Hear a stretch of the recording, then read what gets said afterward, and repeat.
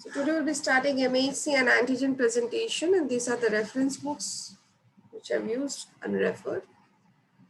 Now, since you have studied the basic cells of the immune system, so this is basically a very brief summarized explanation as to how antigens are captured in the periphery, and then these captured antigens via the dendritic cells, these cells then move into the lymphoid tissue, or the antigens may be captured in the lymphoid tissue.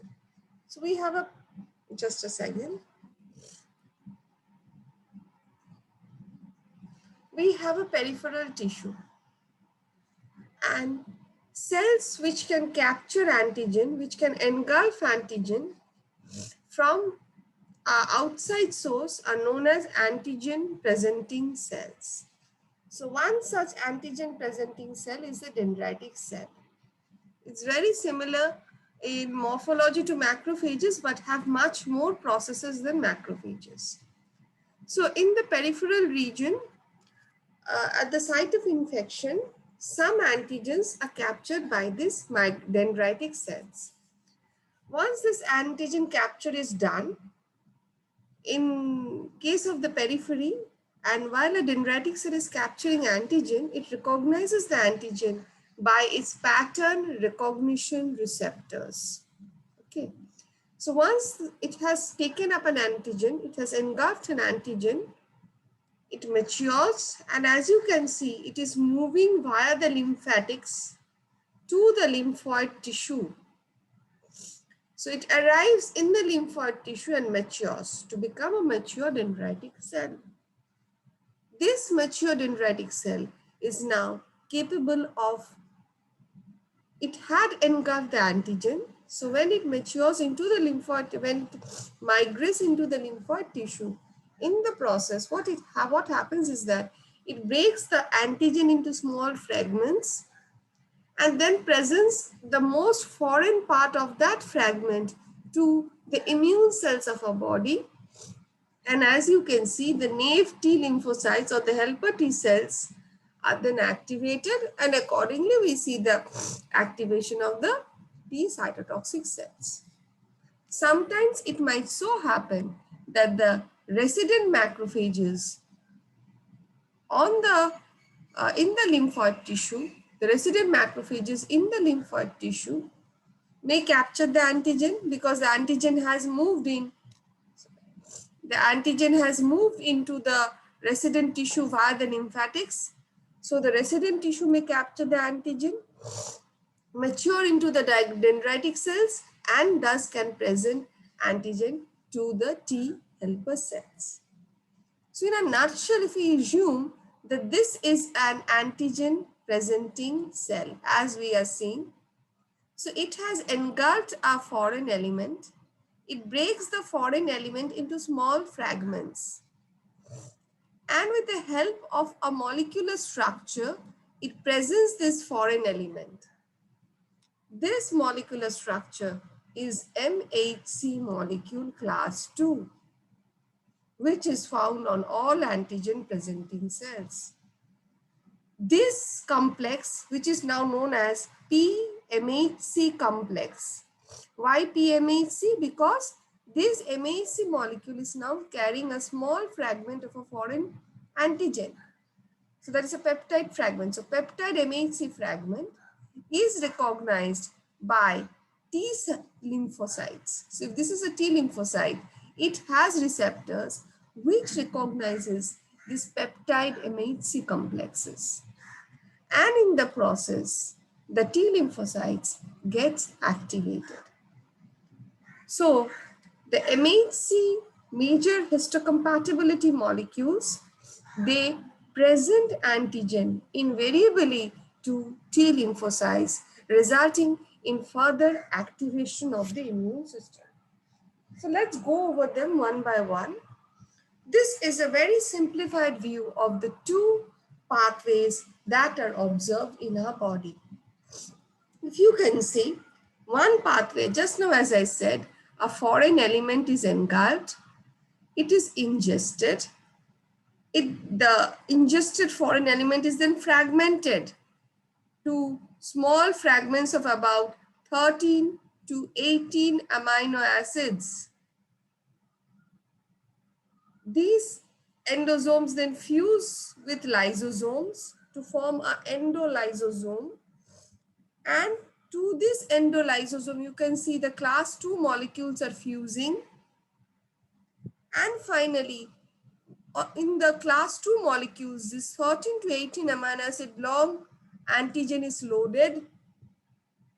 The position where the antigen is loaded is known as the peptide groove. You see how the class 2 MHC has been drawn out there, something like this. And this is the peptide groove where the antigen has been loaded. And the antigen and the peptide complex is present to the surface. As I said, this is in short written as PMHC class 2. So all extracellular antigens are engulfed, processed, and presented via MHC class 2 molecule. And this pathway is known as the endocytic pathway of antigen presentation or exogenous pathway of antigen presentation. All the antigen presenting cells of our body have the MHC class 2 molecule. MHC class 2 molecule is not present in all the cells of our body. It's very specific. It is present in only the antigen presenting cells of our body, such as the macrophages, the dendritic cells, the B lymphocytes. Now coming to the other category, the MHC class 1. As you can see, this is cytosolic protein. You see the name. So any protein in the cytoplasm that has gone aberrant, that is not functioning properly, or if a cell engulfs a virus, what happens? The viral DNA or the RNA enters our cell, and the viral DNA or the RNA accordingly uses the host cell machinery to produce the viral proteins. Now, these proteins are not our normal proteins, so these are foreign proteins, but they are present in the cytoplasm of the cell. Sometimes it so happens that some of our normal proteins get mutated, they become abnormal. In that case, also those are aberrant proteins. So any protein that is not normal and is present in the cytoplasm, that protein is cleaved, fragmented, and as you can see, and is loaded into the MHC class 1 molecule in the endoplasmic reticulum itself. This loaded MHC class 1 molecule then travel through the cytoplasm to present the peptide to again the T lymphocytes. So one thing you should keep in mind that the cytosolic pathway is there for presenting antigens which are available in the cytoplasm. So they can be self proteins which have gone wrong. They can be non-self proteins that have been produced as a result of a viral infection. So these proteins that are available in the cytoplasm are presented via MHC class 1 to the T lymphocytes. So and the size of these proteins, you remember I said that the fragments that are presented by MHC class 2 are roughly around 13 to 18 amino acids long. The fragments that are presented by MHC class 1 are roughly 8 to 9 amino acid long. There is another classical difference between the two pathways. We'll go over this again, but let me put it out here itself. As I said, this is present is on only antigen presenting cells. So MHC class 2 is present in only antigen presenting cells. This is ubiquitous, that is present in all cells of our body. The logic is that if a self protein gets aberrant, non-functional, then when MHC class 1 presents this non-functional proteins to the surface, They are recognized by T lymphocytes, and the T lymphocytes then instruct these cells to die. So any aberrant protein present in a cell, so the cell is also has become aberrant, so those cells are instructed to die. That means this is a sort of a suicidal strategy opted by cells, that if I have gone wrong, I express the proteins via MHC class 1 and I'll be killed. In the process of killing myself, I'll be protecting other cells of the body. So this is one strategy of protecting the body. So MHC class 1 is present in all cells of the body, including the antigen presenting cells. But the antigen presenting cells have only MHC class 2. Sorry, MHC class 2 is only present in antigen presenting cells. So when we are talking about the antigen presenting cells, they have both MHC class 1 and class 2 molecules. When we are talking about other cells of the body, they have only class 1 molecule. Another thing is, as I said, both of these pathways present the antigens finally to the T lymphocytes. So ultimately there is a T lymphocyte that comes.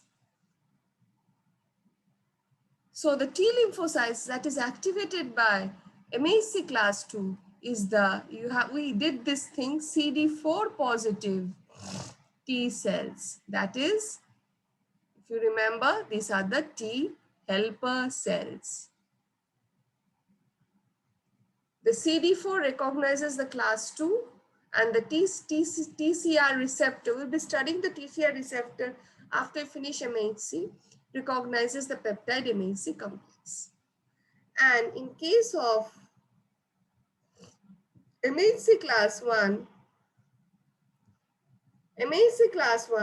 present antigens to the T lymphocytes, which are CD8 positive cells. That is, the CD8 recognizes the class 1 molecule, and the peptide MHC is recognized by TCR, and these are T cytotoxic molecules. As the name suggests, you can see these are killer cells. So if an aberrant protein is being expressed on the surface of a defective cell, then the T cytotoxic cells will ultimately bring death about the target cell to which it binds. So this was in a nutshell the two basic pathways, which we'll move in detail. As I've just now said you, this is the MHC class 1 peptide molecule. You can see the small peptide. This is the MHC class 2 peptide molecule. You can see the peptide, and the peptide is longer in case of class 2 as compared to class 1.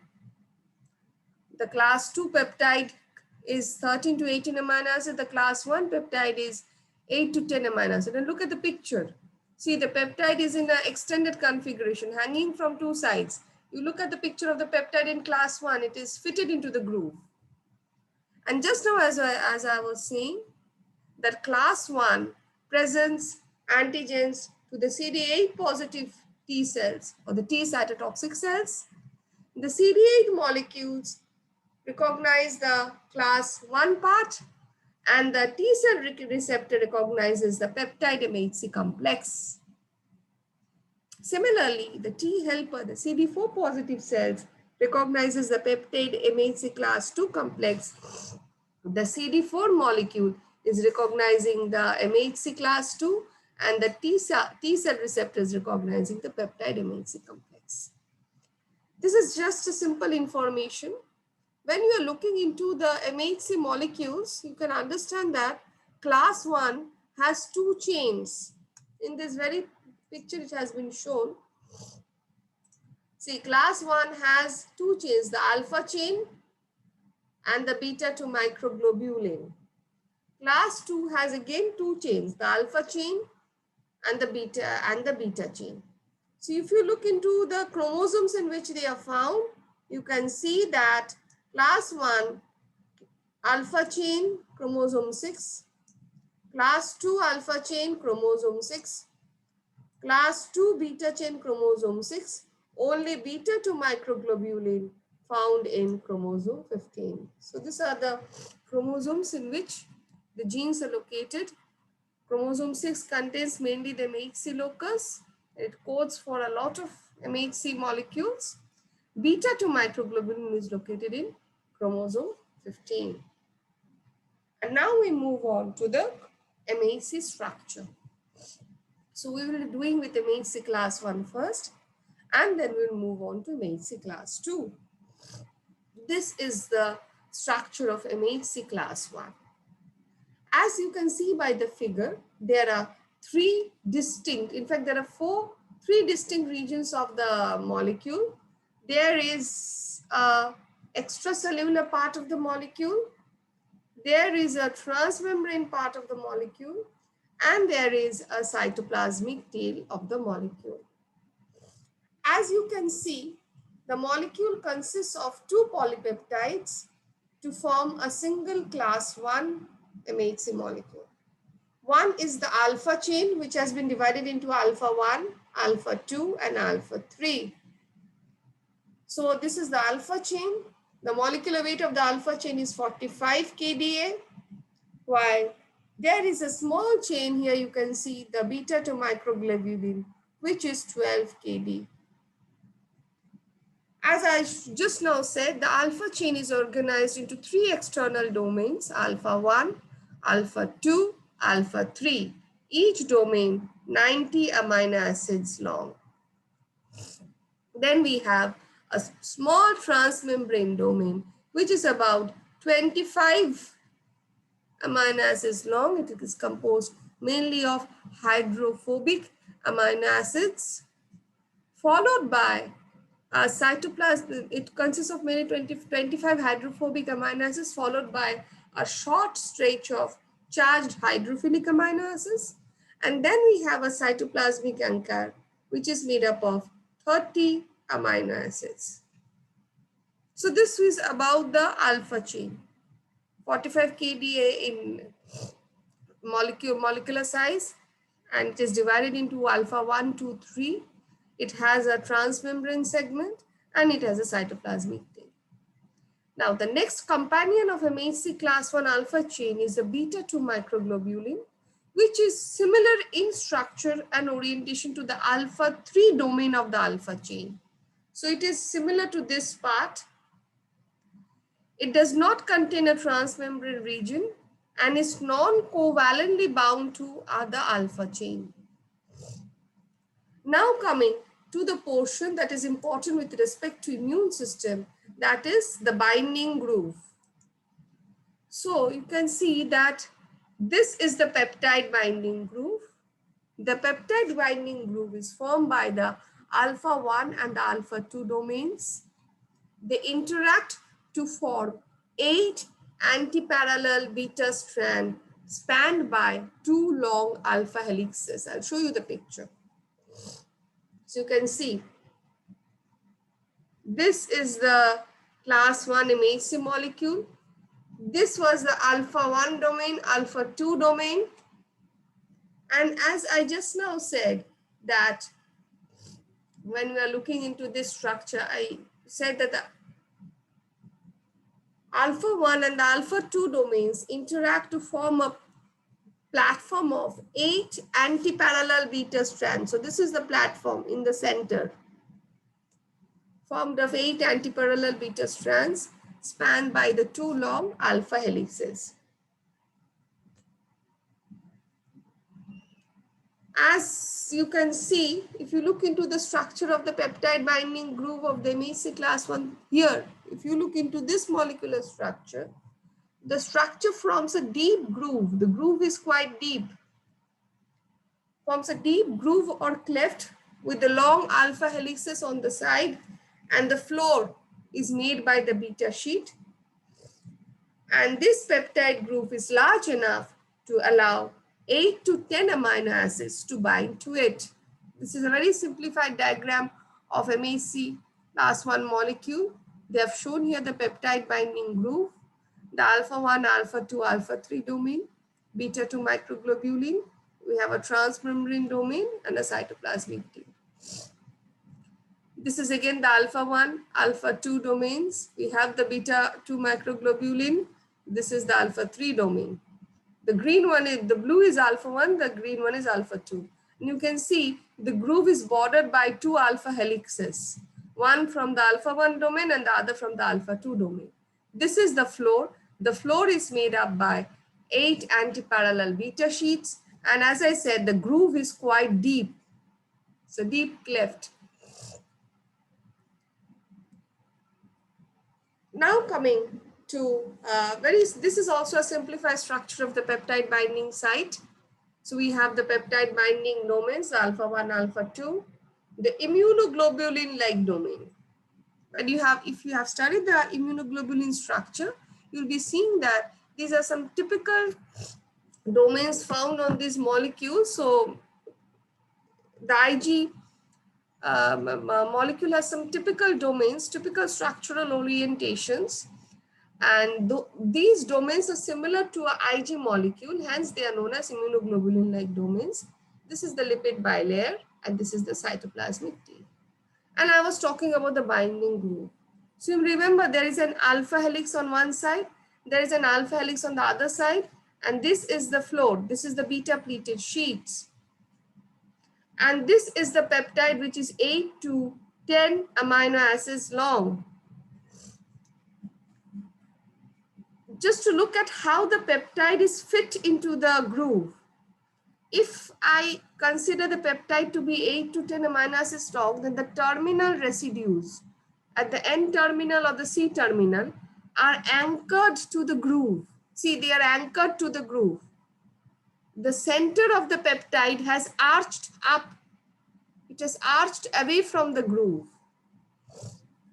Because it is arched away from the groove, it becomes easier for the TCR complex to bind to this peptide complex. So these residues, which are present at the terminal ends of the peptides, are referred to as anchor residues. Generally, it has been seen that you see, as I showed you in the picture, these residues, first, second, and here 9th, 10th. So these residues, the second position and the 9th position are vital. In the 9th position, if you can see, the main amino acid present is leucine, isoleucine, and valine. In the 2nd and the 3rd position also, we have some amino acids such as glycine, tridosine. So these amino acids play an important role in anchoring the peptide to the binding groove.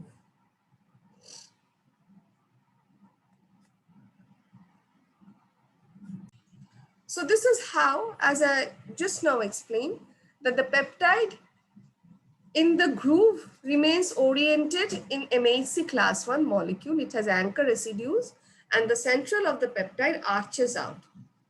And I talked about the anchor residues, and this is another very simplified structure. This is a very simplified structure showing you this is the target cell, this is the MHC molecules, and you can see the peptide exposed, and this is the T cell receptor recognizing the peptide as well as the MHC molecules, and accordingly the T cell will be activated.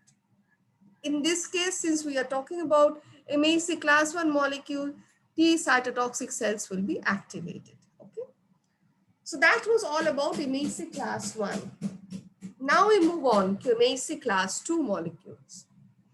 As I said, the MHC class 2 molecule is not ubiquitous. That is, that it is not present in all cells of the body. It is present in only the antigen presenting cells of our body. And to some exceptions are there, but it's mainly present in the antigen presenting cells of our body. That is, those cells which are capable of engulfing a foreign microbe or a pathogen and then process the pathogen and present around 13 to 18 amino acids of the pathogen via this MHC class 2 molecule. If we look into the molecular structure of MHC class 2, it is made up of 2 chains, alpha and beta. The alpha chain is 33 kilodalton molecular size. The beta chain is 28 kilodalton.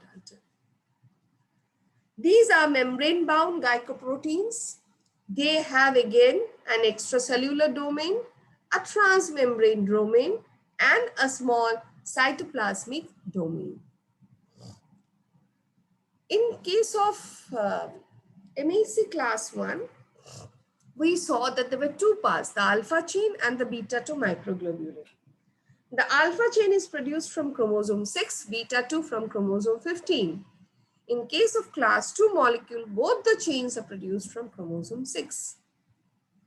Now coming to the peptide binding region, as you can see, the alpha 1 domain and the beta 1 domain combine to form what is known as the peptide groove.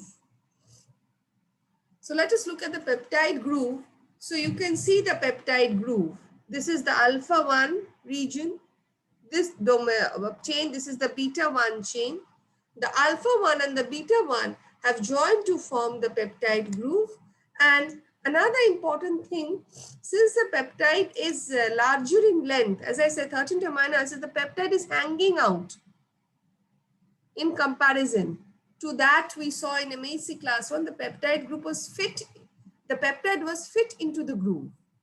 Here you can see the peptide groove is hanging out. So the peptide group is open-ended. If you remember the structure of MHC class 1, let's get into it once more. See the peptide groove, as you can see, they are showing you the peptide grooves. The peptide groove is a deep cleft. It is not open-ended. And you can see the peptide is fit into this groove, as compared to the MHC class 2 where the peptide can hang out from outside. So the peptide groove in case of MHC class 2 is open-ended. It is formed of alpha 1 and beta 1 chains. It has an alpha helix. It is bordered by the alpha helices and has 8 antiparallel beta strands in the floor. Now, as I said, it can accommodate 13 to 18 amino acid long peptide. So they have shown you the MHC class 2 complex here. This is the green and the yellow, the beta chain, and the blue and the purple, the alpha chain. The green, that is the beta 1, and the blue, that is alpha 1, combine to form the peptide binding groove, which is a open-ended peptide. It is more open-ended than MHC class 1. And now if you look how the peptide is organized, if you remember the structure of MHC class 1, you could see that there were anchor residues present at the two ends and the peptide was somewhat like protruding. But in case of MHC class, sorry.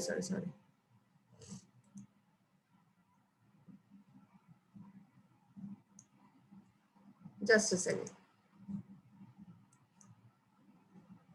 But in case of MHC class 2, we do not have such anchor residues.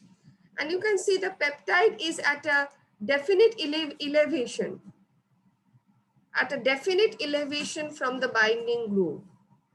So there are sequences throughout the peptide that keeps the peptide anchored to the binding groove. And you can see the peptide is overhanging from the two sides of the groove. Let us have a comparative picture. So this is how the peptide looks in MHC class 1, where we are seeing specific anchor residues and the arching of the central of the peptide away from the binding groove. And when you're talking about the peptide present in MHC class 2 binding groove, the peptide is present as a definite elevation, constant elevation from the binding groove. And there are sequences intermittent within the peptide that keeps the peptide attached to the binding groove. So that was about MHC class 2. And now a small comparative view of what we studied. In MHC class 1, we studied, it is made up of alpha 1 and alpha 2, the peptide binding groove. In class 2, alpha 1, beta 1. Nature of the binding group, you saw it was closed at both ends with a deep cleft. Just let us see. So it's closed at both ends. You can see the pictures, closed at both ends. It's open at both ends. Since it is open at both ends, you can see the peptide is hanging. The size of the peptide, it is 8 to 10 amino acids for class 1, 13 to 18 amino acids for class 2 molecules. Then peptide motifs involved in binding of the MHC molecule. There are anchor residues at both ends of the peptide. There are conserved residues distributed along the length of the peptide. Nature of the bound peptide. Extended structure in which both ends interact with the MHC group but the middle arches away from MHC molecule. Extended structure that is held at constant elevation above the floor of the MHC group. So that was the difference between the nature of the class 1 and the class 2 peptide binding. And finally, from these two structures that we studied, we understood that both class 1 and class 2 molecules can present peptides to T lymphocytes. But apart from that, there are a category of non-classical MHC molecules expressed on the surface of certain cells, such as B lymphocytes, dendritic cells, which can present lipid antigens. So it can present lipid antigens to a lot of T lymphocytes, including the gamma delta T lymphocyte category. So this is how the CD1 looks. Interestingly, this point is something you remember. CD1 molecule shares structural similarity to class 1 because as you can see, it's similar to the alpha 1, alpha 2 and alpha 3 pattern of the alpha chain of class 1, and we have a small beta 2 microglobulin. But functionally, it overlaps with class 2. We have not done the functional part of class 2, but we'll see that functionally, it actually presents antigen which are engulfed. So it follows the endocytic, it follows the exogenous pathway or the endocytic pathway of antigen presentation. One more point to be noted, as I said, structurally they are similar to class 1 molecule. You can see this is a class 1 molecule and you can see a peptide attached. This is a CD1 molecule and you can see the lipid is attached. So functionally it is, you can see the antigen binding group of CD1 molecule and class 1 molecule. So as you can see, these molecules are specifically associated with presenting of lipid antigens to defined category of T lymphocytes. They do not present lipid antigens to the CD4 positive cells or to the CD8 positive cells. They present these lipid antigens to another category of T cells. We'll not get into the details. So this was something I just wanted to inform you that all antigens are not proteins. Some foreign molecules may be lipids also. So we have a pathway, we have a molecule that can recognize these foreign lipid molecules as antigens and can then present these antigens to a defined category of T lymphocytes. And with this, we end our class for today. We'll start